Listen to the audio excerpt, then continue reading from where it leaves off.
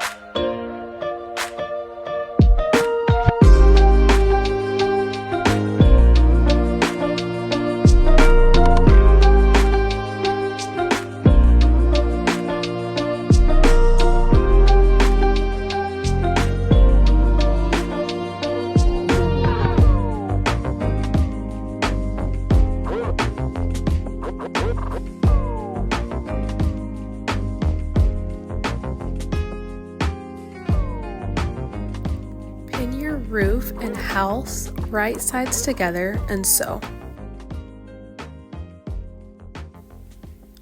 Iron your seam open to reduce bulk. I trimmed my sides up just a little bit to make sure that they were the same size.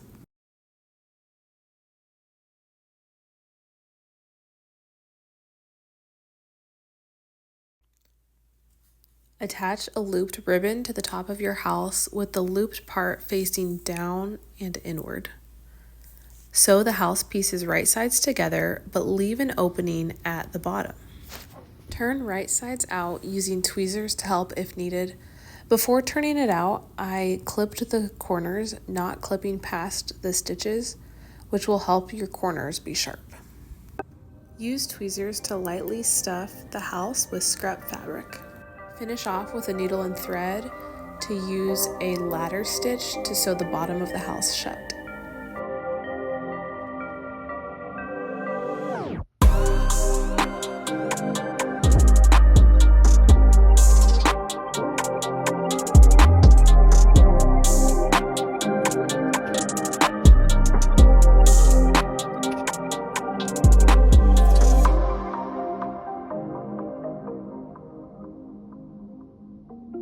I hope you enjoyed this video. I plan to make a lot more little gift ideas like this, so please subscribe, like, comment, and I will see you next time.